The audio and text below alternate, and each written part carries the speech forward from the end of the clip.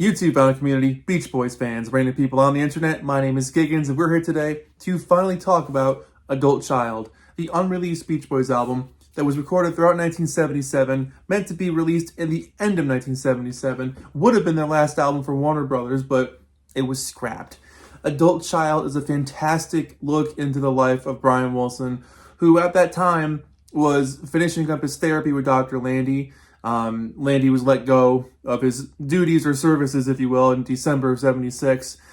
And in this time, Brian had been kind of pushed back into work with the Beach Boys, or at least just work in general. He had been sort of off for a couple of years and really kind of enjoyed not being a part of anything. He would work with American Spring. He did some stuff with the Beach Boys here and there, but overall, he was just kind of doing his life. And when he got involved with Landy, one of Landy's things was to get him back into recording. Even if he was just writing anything, just to put music to it, would be enough as an exercise just to see if he still had it, which of course he did. But, you know, that's kind of what happened, you know, especially around the 15 Big Ones era. They pushed him back in and said, all right, let's make an album. And so they did it. And it was a really big selling album for him. It was a huge success. And they were like, well, let's try it again. And they just let Brian loose with the Beach Boys' Love You, and he did almost everything entirely by himself, which has divided fans since it came out. I personally love that album. It's one of my favorite albums by them. And a lot of people see it as a Brian Wilson solo album, or as I like to think of it, a Wilson album, because it's a lot of Wilsons on that album. And he was just on this roll. He was on this creative streak. He was just recording like crazy and having fun with it. And the technology changed a little bit by that point, so he was able to play with different instruments, a lot of synthesizers. And he was just on a creative spark. He was doing well with his therapy. He was kicking drugs. He was cleaning himself up pretty good. And after the sessions ended for Beach Boys' Love You, he went straight to work with Adult Child. And some of this stuff had been sort of bubbling during the Love You sessions. And it came more to fruition during the times when they were working on Adult Child. And this album basically had life between February and June of 77. And in that time, the Beach Boys' Love You came out to the public. Adult Child is something I've wanted to talk about for a long time, and I've only ever wanted to do it while I was holding a copy of it. So that's kind of why I do these album reviews. But it's an interesting album. You have a handful of new tracks, a handful of old tracks, a handful of things that were kind of bumming around for a few years to make, on the surface, what seems like a mixed bag of ideas. But if you look deeper, it's a concept album. There's a lot going on with this record. I kind of see Adult Child broken up into three sections. I see it as songs that are observational, songs that are about getting your head on straight, and songs that are about adjusting to everyday life and trying to be a normal person. And the Adult Child theme, the idea of these words together, came from something that Landy had said, where basically, as a grown-up, you are an adult, but you're also a little bit of a child, because when you're an adult, you're aware of grown-up, boring garbage you got to deal with day-to-day life. Like, things are going to be hard. You got to pay your bills. You got to make sure you eat. You got to take care of your kids. You got to do this. You got to do that. You got to be responsible. And the child part of you wants to have fun, wants to be adventurous, and wants to be rebellious, and wants to say no. It wants to question authority. And that's, I feel like, a big chunk of Brian, like his humor, his childlike humor, but he's also a grown-up at the same time. So as he was going through therapy, he was figuring out all these different sides of him, this adult child life. And a lot of these songs reflect that. So I break it up like this. I say, It's Over Now, Still I Dream of It. Those showcase the realization, the adult part, the getting it over your head, if you will. Help, Baseball, Lines, Life is for the Living. Those songs are kind of like the everyday normal person stuff. Hey Little Tomboy, Everybody Wants to Be Alone. That's a Weezer song. Everybody Wants to Live.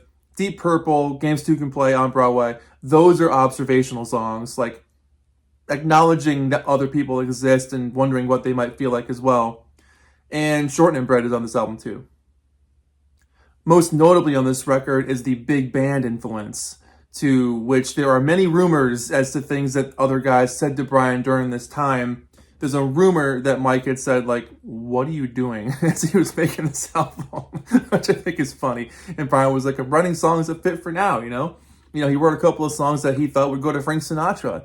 But the orchestration on this album is by Dick Reynolds, who we worked with for the Beach Boys Christmas album a decade earlier. So it's kind of cool to have Dick come back to work with him in this newer, more grown-up Brian Field. But the level to which those songs are presented are pretty stunning.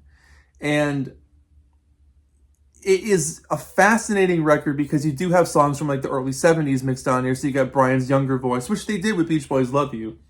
So it's a fascinating mixed bag of stuff. Put it that way. So let's just jump in.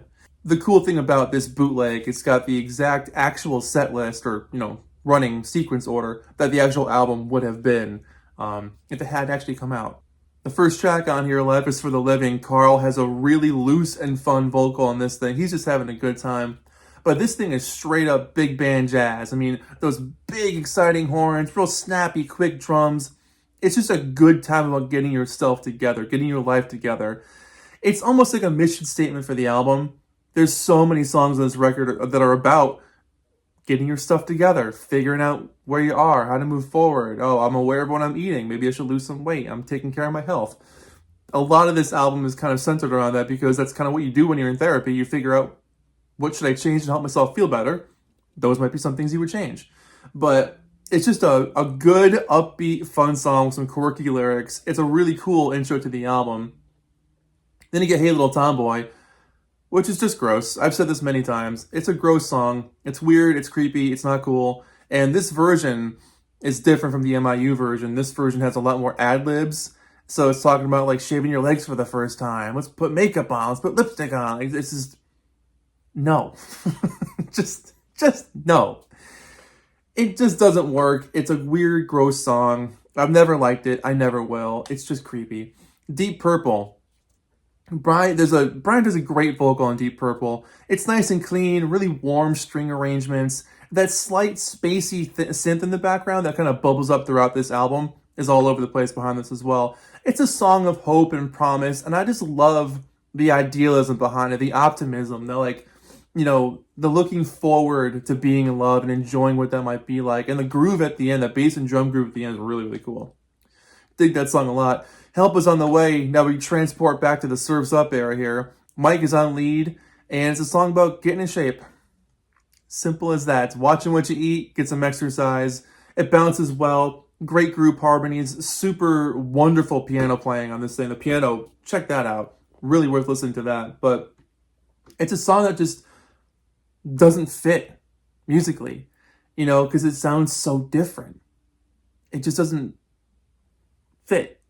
Kind of like how Good Time and I Love You is kind of like a head scratcher. It's like, where the hell did this come from? It is what it is. It's over now. One of the most beautiful songs Brian has ever written. The romance is gone. This song is so honest and pure. It's a beautiful ballad with well thought out lyrics. Brian, Carl, and Marilyn all take turns on this one. Carl does the lead for most of it, but his soulful vocal is so fully involved on this one. It's like he's feeling every lyric. It's a stunning classic. And for me, when Brian sings Shades of Blue and Purple Haunt Me, I feel like he's referencing Deep Purple. I feel like he's referencing the fun and the beauty and the love that was on the song Deep Purple. Now that's gone. So I feel like it's over now as part 2 to Deep Purple, which is kind of cool. So it's a running theme with that, which I think is pretty rad.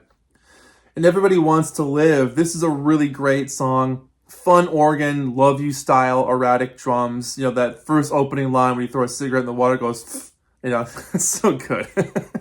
Just Carl and Brian having a good time. Good, heavy, chunky rocker.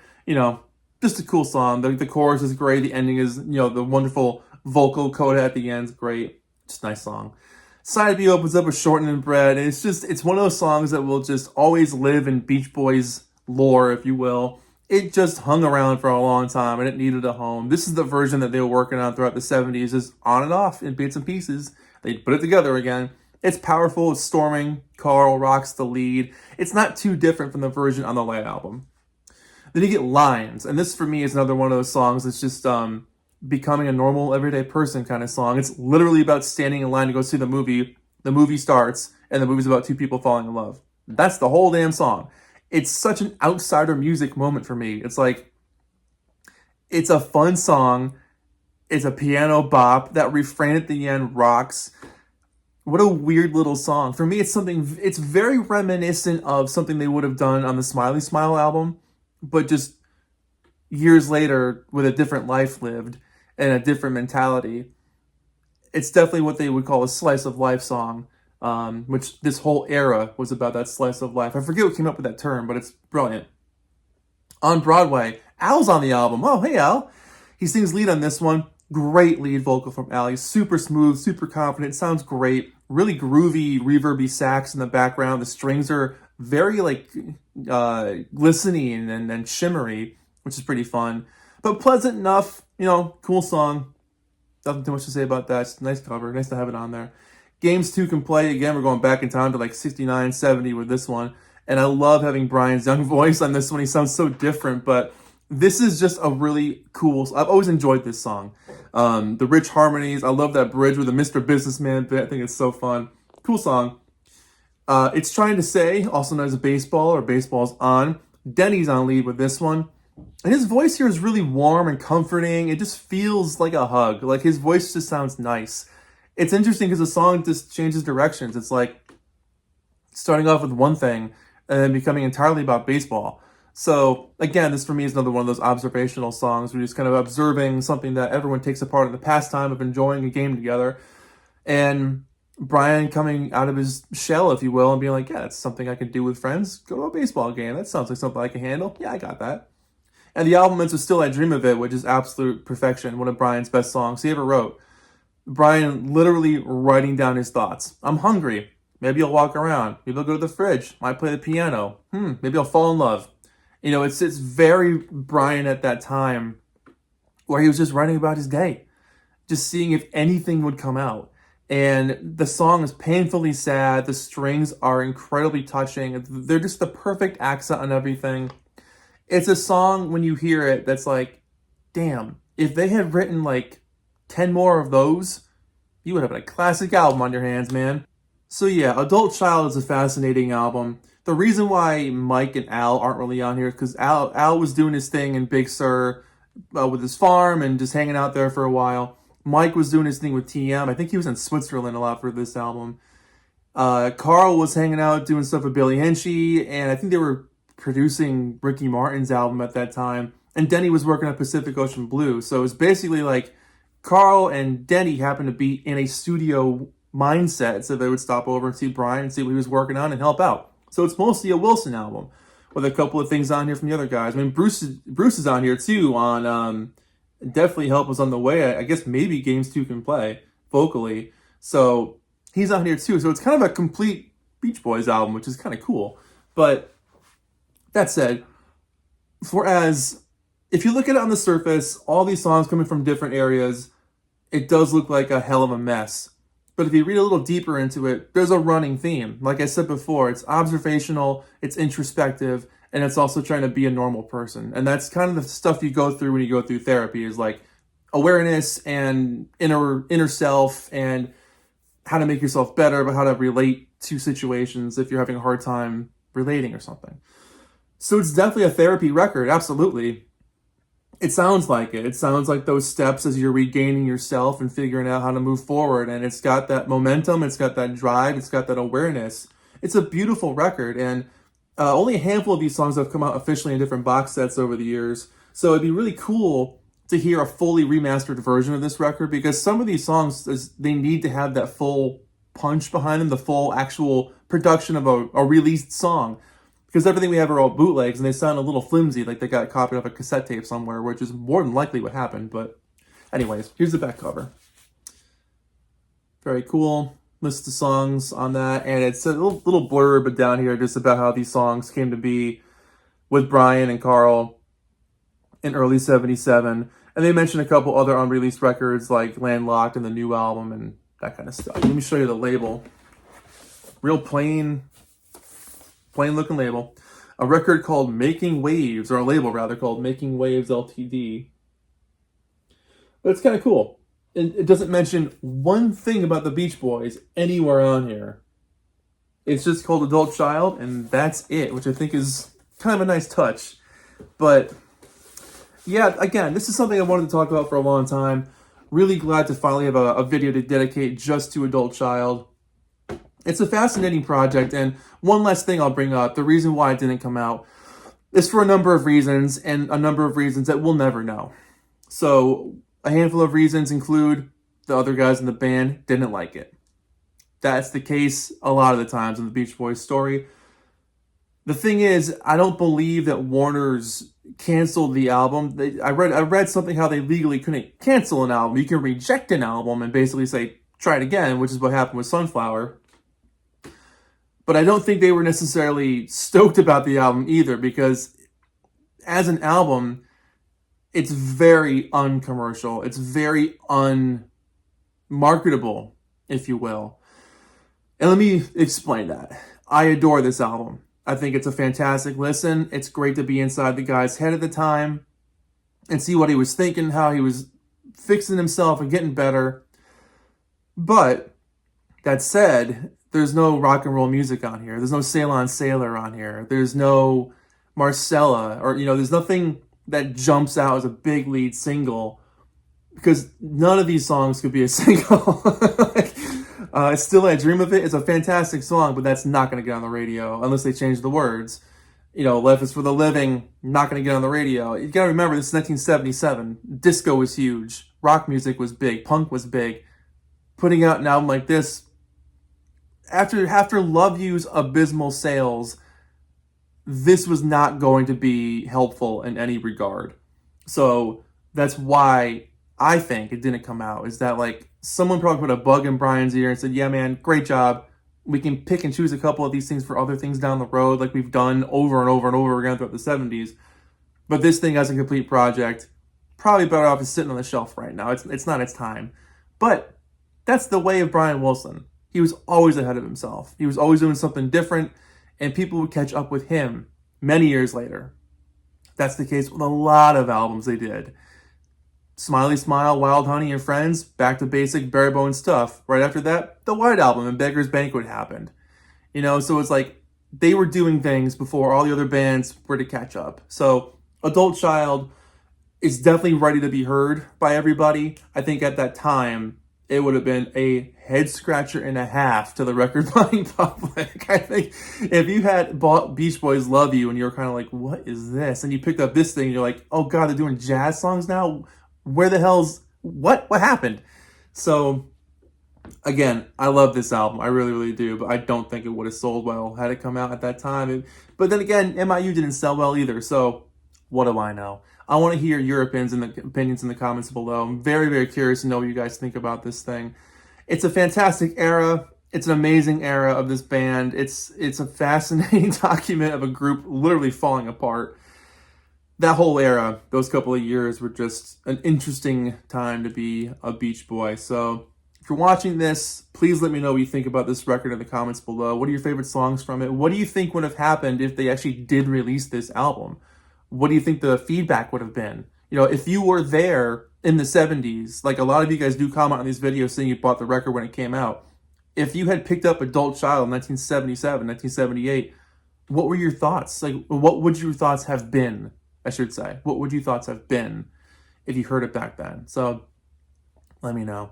Anyways, this has been long overdue. Adult Child for me is a 9 out of 10. It's an amazing document of a guy getting his life together and putting it to music. And we're hearing those ups and downs, those growing pains. And it's not easy to put to music. So it's a testament to busting your ass and trying to get better.